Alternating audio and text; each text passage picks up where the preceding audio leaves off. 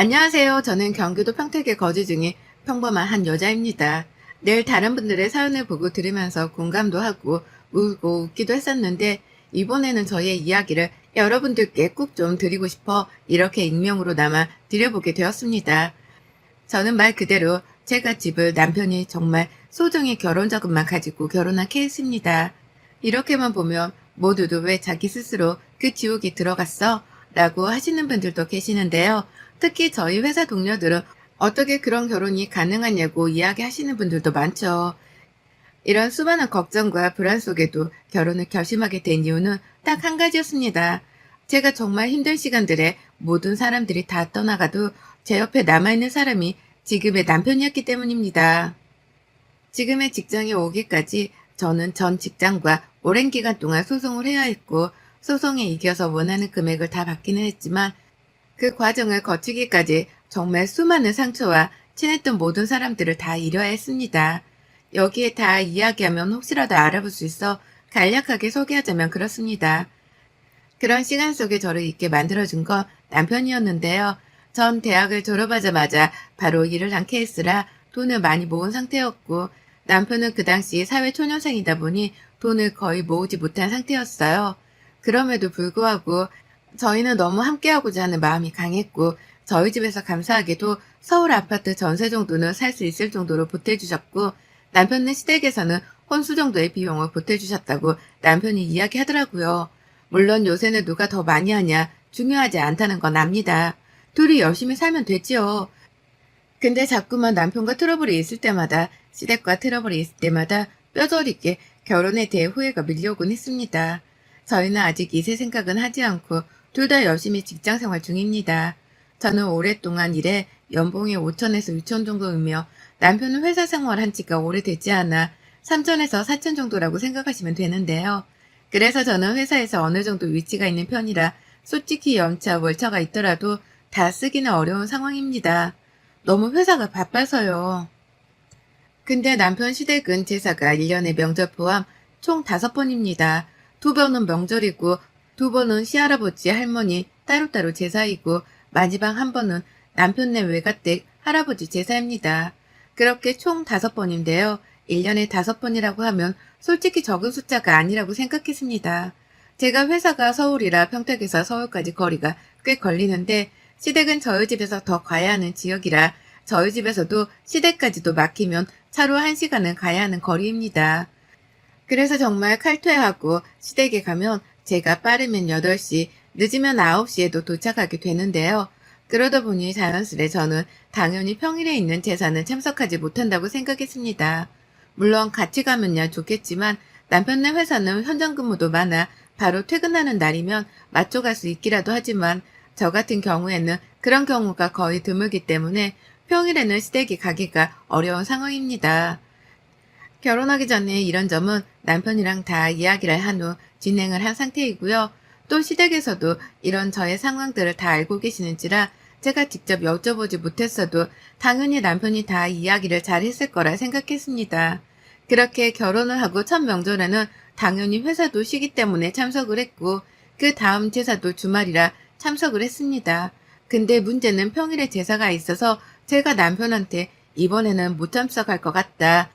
여보만 참석해야 할 것 같다고 분명하게 이야기를 전했습니다.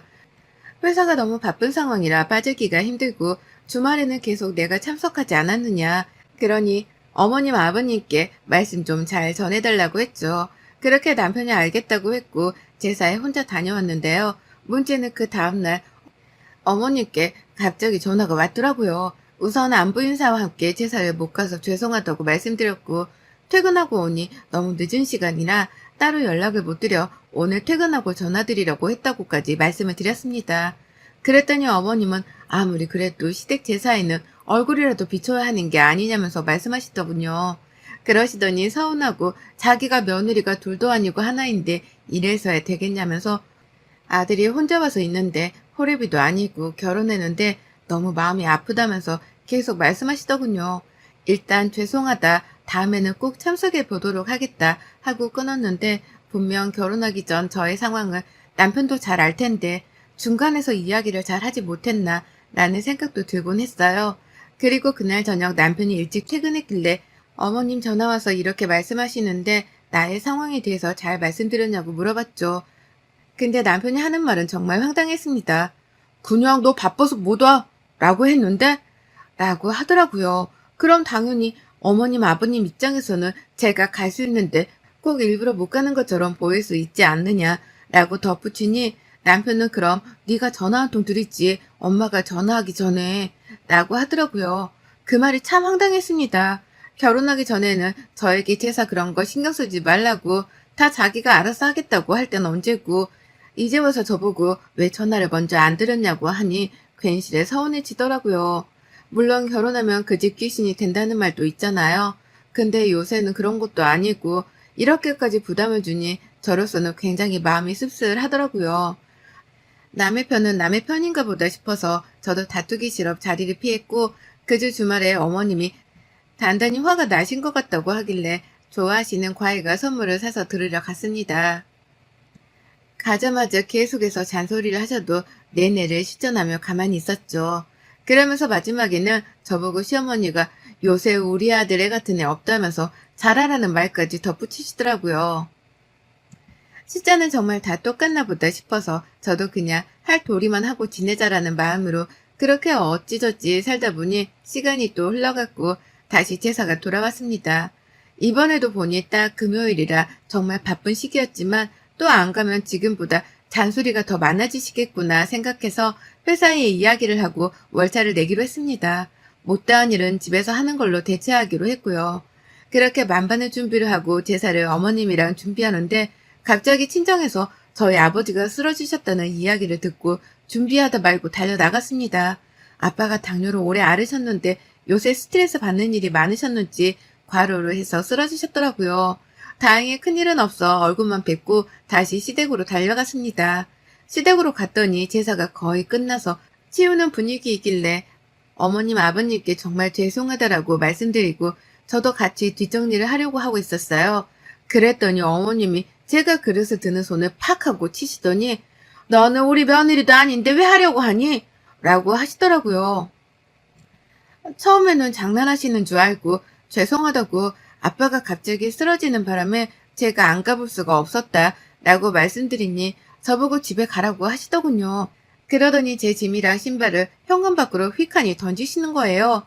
남편이랑 아버님이 뭘 그렇게까지 하냐면서 어머님한테 이야기를 했지만 듣는 채도 안 하시고 제 신발과 짐 밖에 놨으니 가져가라고요. 흘러나오는 눈물을 참고 맨발로 밖으로 나가 신발을 신고 그대로 택시를 타고 집으로 왔어요. 돌아오는 택시 안에서 한참을 꺼이꺼이 울었던 것 같아요. 내가 뭘 잘못했을까 싶기도 하고 정말 이 결혼 생활 유지하는 게 맞는 건가 싶기도 했죠. 그렇게 집에 와서 샤워하고 누워있는데 남편이 돌아와서는 엄마가 좀 너무했다. 내가 따라가려는데 자꾸만 엄마가 잡아서 못 갔다. 지금 장인어른 어떠시냐? 나도 가봤어야 하는데 미안하다. 라고 했지만 저는 그 말로는 제 마음이 풀리지 않더군요. 그리고 그 다음날 어머니께서 전화를 하셨는데 받지 않았습니다. 또 저녁에도 왔지만 받지 않았더니 이번엔 남편에게 와서 저보고 퇴근했냐고 바꿔달라고 하는 것 같길래 침대에 누워 자는 척을 했죠. 며칠 동안 어머님 전화를 피하다시피 하니까 남편을 달달 볶아서 저를 바꿔달라고 하시는 것 같았어요. 그렇게 피하던 전화를 받았고 어머님의 첫마디는 너 얘가 왜 이렇게 소심하니? 라는 말이었어요. 고작 그랬다고 삐져서는 너는 시애미 전화도 안 받니? 라면서요. 그러더니 한다는 소리가 저보고 이번 주말에 만두를 빚으려고 하니 오라는 이야기를 하시더군요. 처음에는 몸이 안 좋아 못 갈 것 같다 말씀드리니 그럼 저녁이라도 오라고 계속 끈질기게 전화도 끊지 않고 말하시더라고요. 그냥 알겠다고 끊고 침대에 한참을 멍하니 있었네요. 주말이 되고 정말 가기 싫은 몸을 이끌고 시댁으로 넘어갔어요. 만두 장사를 하려고 하시는 건지 정말 만두피부터 쫙 늘어놓으신 걸 보니 솔직히 좀 짜증이 나더라고요. 직장인들은 주말이 가장 낙인데 그 낙에 매주같이 시댁에 와서 이런 거나 하고 있는 팔짱가 싶어서요.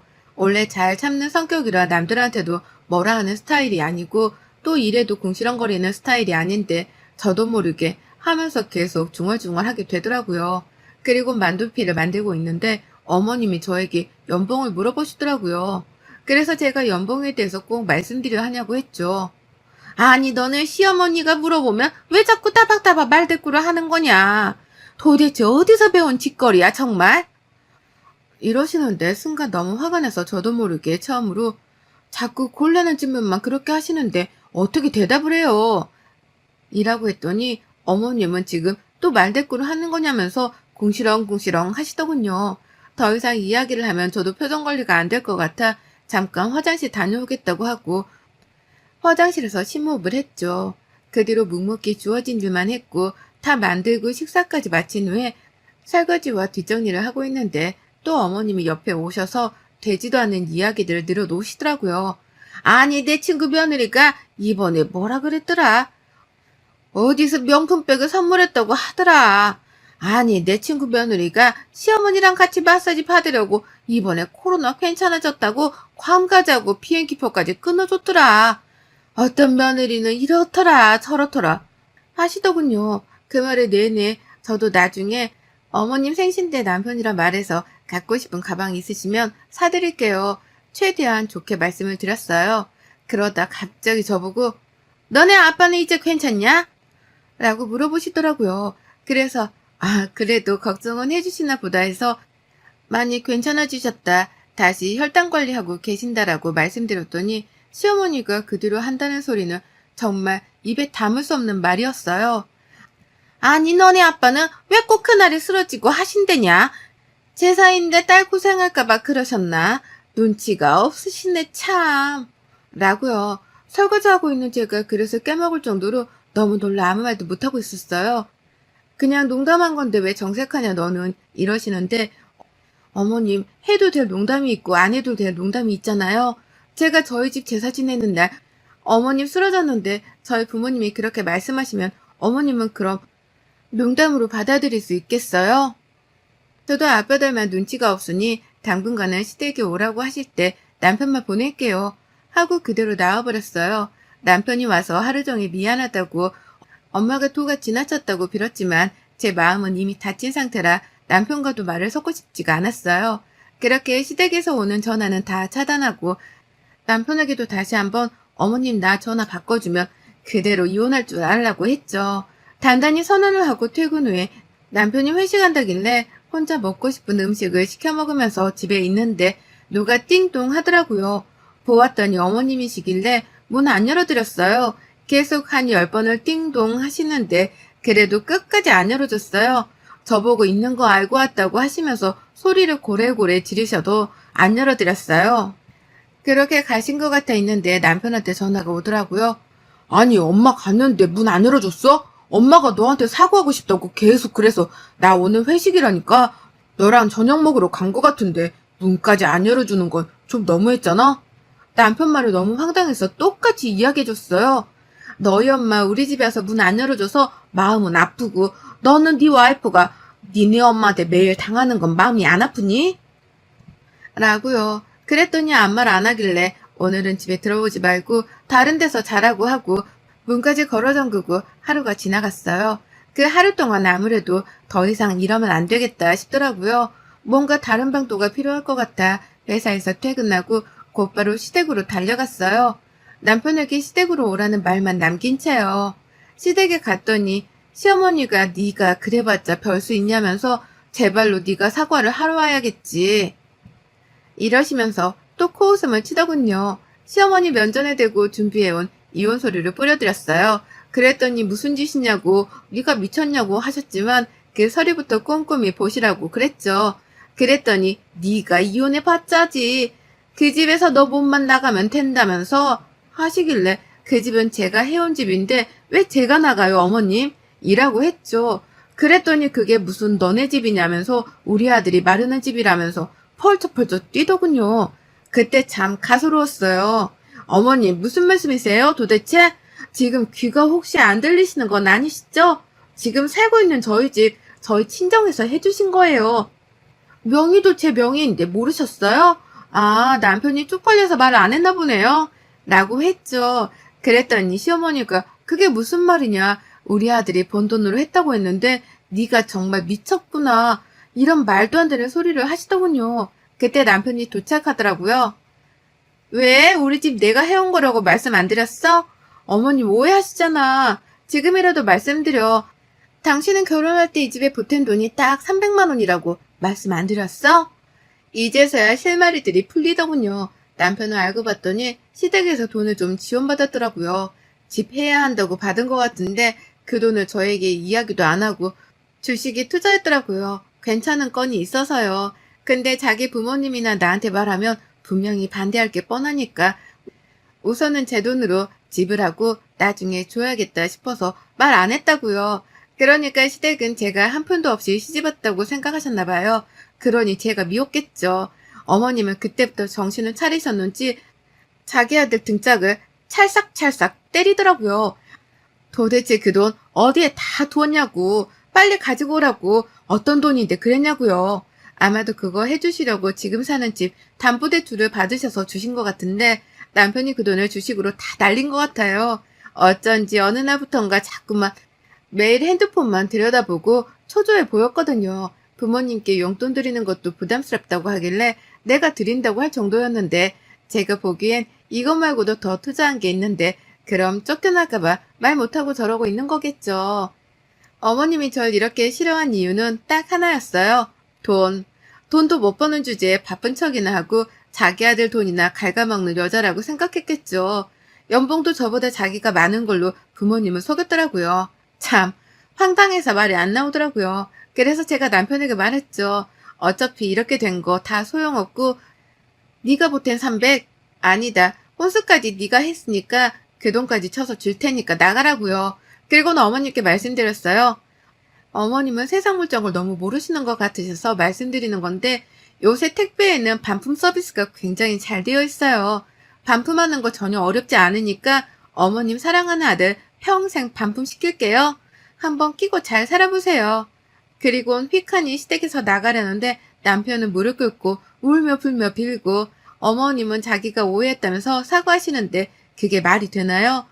제가 돈을 많이 했든 적게 했든 사람으로서 하지 말아야 할 일들을 하시는 게 저는 사람이라 잘 이해가 가지 않는다고요. 법원에서 보자고 하고 그렇게 나왔어요. 그날 이후로 남편 짐은 모조리 싸서 보냈어요. 돈도 입금했고요. 집안에 있는 비밀번호도 모조리 다 바꾸었죠.